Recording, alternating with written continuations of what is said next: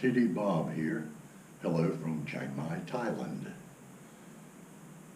I'm going to do something different today.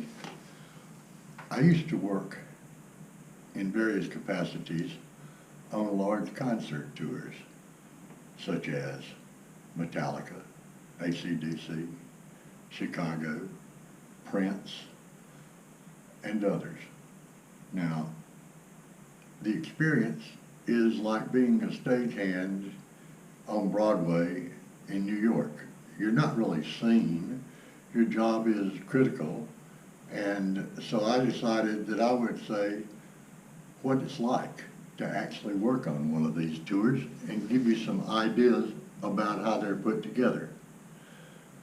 First of all, I'd like to call your attention to this picture. This is Motley Crue's Crew from, I believe it was the Girls tour. If not, it was the Dr. Feelgood tour. I worked both of those tours, and I didn't keep records of which, but I do see some girls paraphernalia on some of the people in the picture. Now let me give you what on earth can all those people be needed for? Well, let's take a look at who a few of them are. First of all, you probably know Nikki, Tommy Lee, Vince, and Mick Mars. The two girls on the edges are Donna and Amy, who are the backup singers. This is their wardrobe girl. This is the tour manager. This is the band manager, the pilot. I believe this is the pilot's wife, truck driver, band roadie, lighting tech, driver, lighting tech, driver, that's me with the red arrow. Another driver in front of me, the production manager, sound man, rigger. These is a slew of bus drivers over here, lighting tech, stage, bus driver. And so there are quite a few jobs. There were about 12 trucks and 6 buses, so there's 18 personnel just among the drivers that get you from point A to point B overnight. Now, this is pretty much the crew as it stood through the entire tour. Each one of them has a job, and each one of them has to do it well or they're no longer part of the entourage. First thing that happens in the morning when the trucks and buses arrive is this guy starts setting up to hang motors from the ceiling. Now, what's it like to work for Motley specifically? Well, they take good care of the crew. The hotels they put you in are good hotels. The catering they feed you is good catering. There's absolutely nothing wrong with it. And the people, the production manager and the tour manager are all friendly people. They are easy to work with if they're satisfied with the job you're doing. Now, what you're doing and your being there is basically contingent upon you doing your job. It is not an ongoing party for any of the people in responsible positions. And one other word at this moment. I use the word roadie when describing this gentleman, although roadie is not a term typically used in the industry. There's an old joke, a roadie makes $200 a week and doesn't bathe. Usually the people who actually do the work are technicians, drivers, and management. The roadie kind of exists usually as a favor to somebody's girlfriend's dog sitter who had somebody who couldn't stay employed, but that's more of a cliche thing than anything else. Basically, The band don't want fans working for them. The band has enough time to deal with fans and may deal with them in any number of ways, but as far as the crew goes, they don't want you to be a fan. It's just like if you work at a country club and you're doing a fancy wedding and you're a waiter, you don't need to be going to the pink champagne fountain and filling up. You're part of the production of the thing. You're not part of the crowd. So there's a line there. Another thing, if you ever happen to meet a fancy or a big time star, please, please, please don't say, "I'm your biggest fan." They have heard that to the point where it turns their stomach.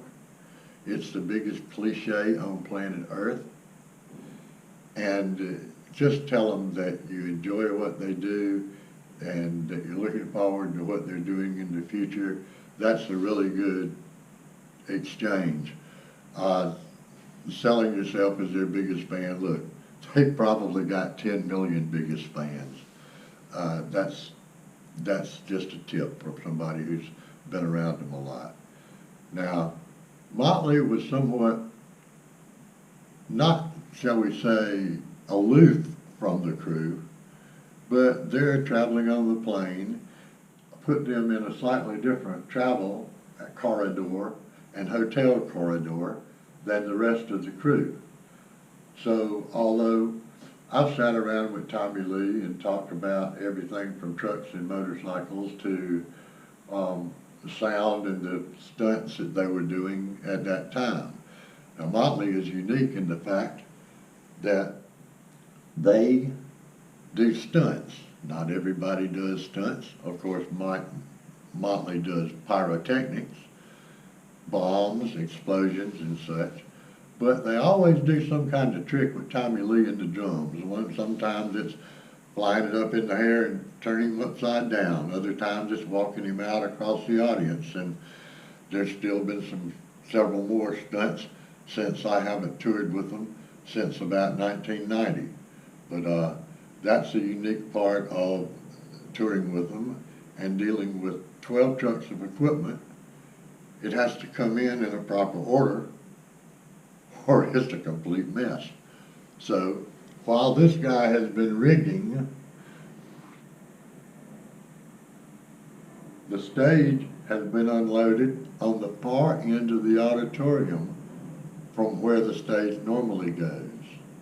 The lighting and sound are starting to be unloaded, and as soon as the chain motors are extending down from the ceiling, the lighting trusses and the speaker systems are hooked to them and they're flown up in the air.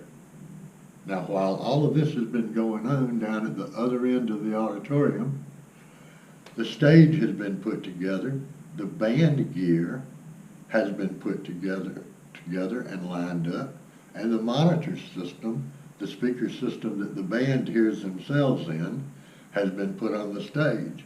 As sound and lights go up, the rolling stage comes down under here, wham bam, you just saved several hours.